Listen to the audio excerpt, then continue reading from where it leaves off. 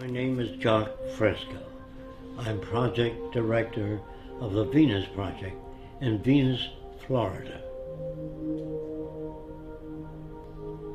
The Venus Project maintains if you don't want war, if you don't want poverty, hunger, unemployment, territorial disputes, and all the other problems that go with society, you have to declare the earth as the common heritage of all the world's people.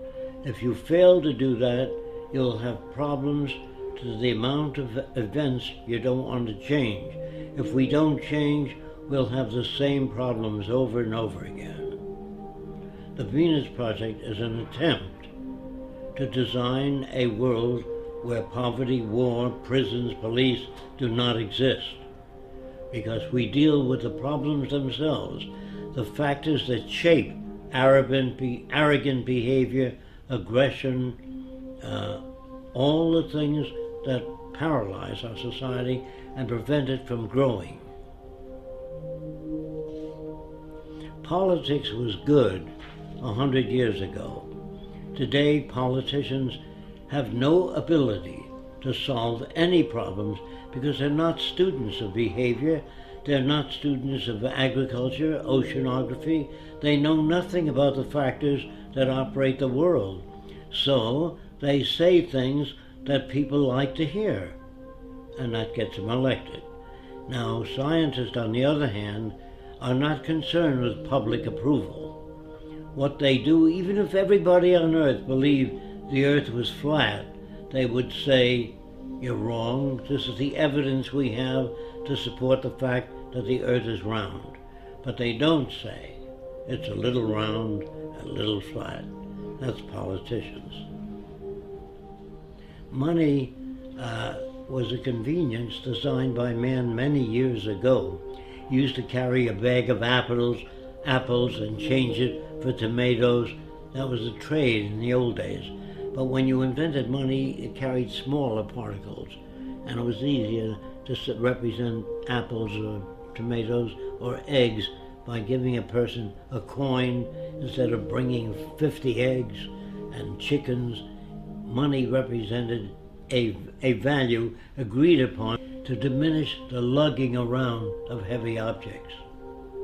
Later, it became the most corrupting medium in the world. It corrupted people. They paid each other off.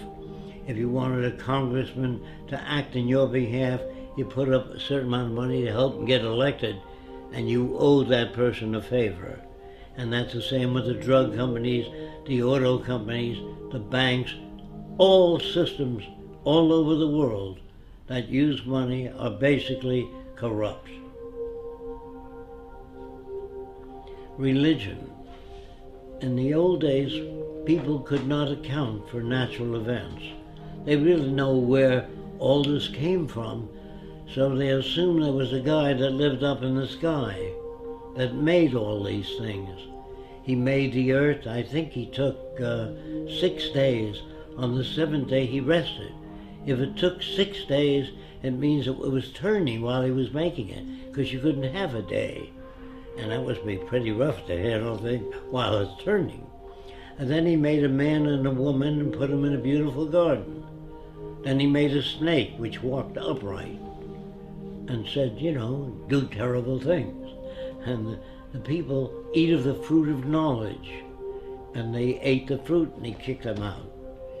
First he made the snake to tempt them. I don't understand this all-loving, all-benevolent being that loves everybody. And then he creates the plague and other diseases when he gets angry. And then if you don't follow the teachings, all the religiosity, you burn in hell. And that sounded to me like a psychopath, not God. But I'm mixed up when they tell me God loves everybody, then he creates a plague where children die. And I say, how come the children dying? Because the children shall suffer for the sins of the parents. This is not a just God. It's a man-made God. So when you ask me whether I believe in God, not the concepts of God I've heard. War is a word which was invented when one territorial group of people took away other people's land.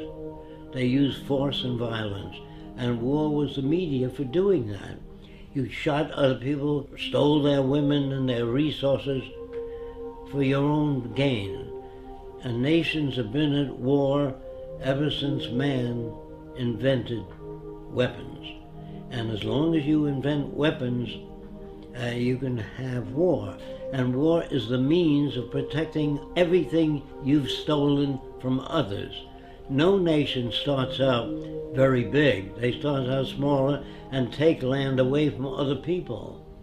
And they don't take it by invitation. They weren't invited to take over the land.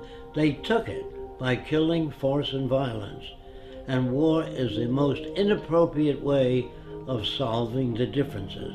That's why I'm against the Pentagon and the military, because they majorly should be concerned with how to bridge the difference and bring nations together toward a common purpose, namely taking care of the environment, one another, and restoring the damaged environment. That's what I'd like to see in military systems.